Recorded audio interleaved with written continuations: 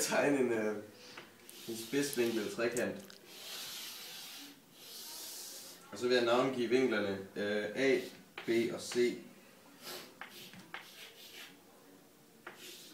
Så vil jeg dele trekanten i to. Nej, det vil jeg ikke gøre nu. Først så vil jeg navngive siderne. Den her side, den hedder lille A. Den her side, den hedder lille C. Og den her side hernede, den hedder lille B. Nu vil jeg dele trekanten i to. Med en streg, der går fra B og ned til bunden. Og så vil jeg kalde det punkt hernede for store D. Og så vil jeg kalde stregen for HB. Så har vi en længde her, som der går fra C til D, som jeg vil kalde for X. Og så har vi en længde her, der går fra A til D. Og så vil jeg kalde stregen for HB. Så har vi en længde her, som der går fra C til D, som jeg vil kalde for X. Og så har vi en længde her, der går fra A til D, som jeg vil kalde B minus X. Fordi længden af den her er lig med B minus X. Vi vil nu bruge den her trekant til at udregne cosinusrelationen, eller at bevise den. Vi vil nu prøve at beregne længden C og længden A på de her to trekanter ved at bruge Pythagoras-sætning. Og det gør vi ved at skrive trekant AB D. Og for at bruge Pythagoras-sætning, så skal vi sige AN, som er HB, Jan, plus BN, som er B minus X en, og det giver Cn.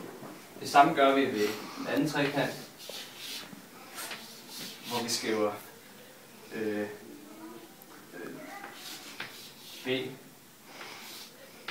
C, som er HB en plus X en, og det giver så C en.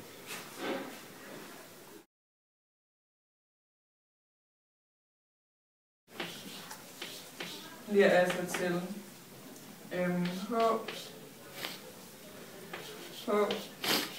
B i anden er lige med C i anden minus parentes B minus X i anden.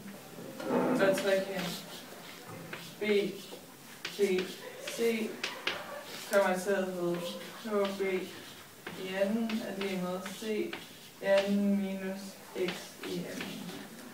Og fordi vi kan se, at begge udtryk giver HB i anden, kan vi sætte dem lige med hinanden. Og det gør vi. Sådan. Ved at sige C i anden minus parentes B minus X i anden er lige med C i anden minus X i anden.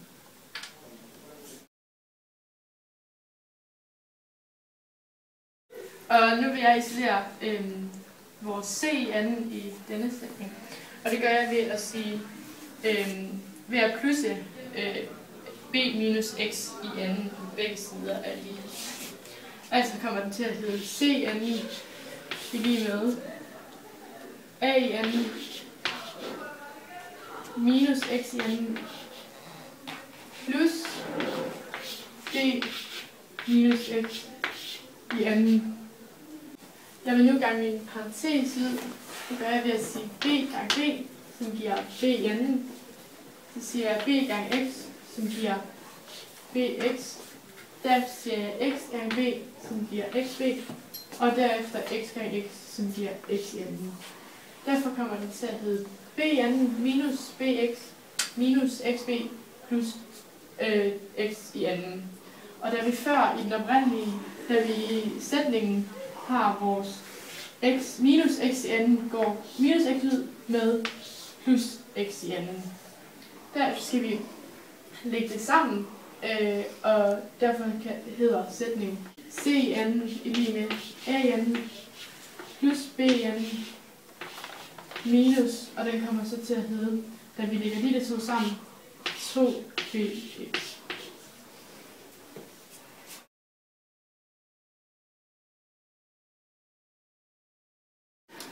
Den her formel, som vi ser her, minder meget om den formel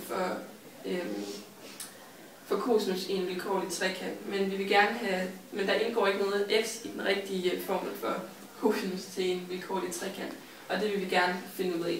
Og dertil der bruger man den her formel, som hedder cosinus til en vinkel er lig den højtliggende divideret med hypotenusen.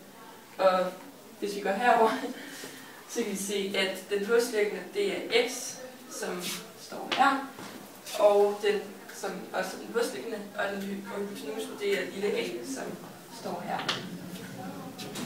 Jeg vil gerne isolere x, og det gør vi ved at gange med a på begge sider, som man kan se, vi har gjort her. Og det vi gør, det er, at vi skriver det op, sådan det bliver sådan her.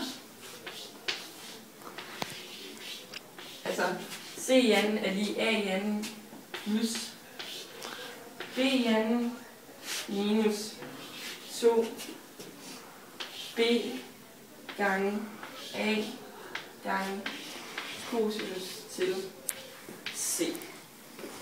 Vi har nu bevist cosinus i en vilkårlig trekant.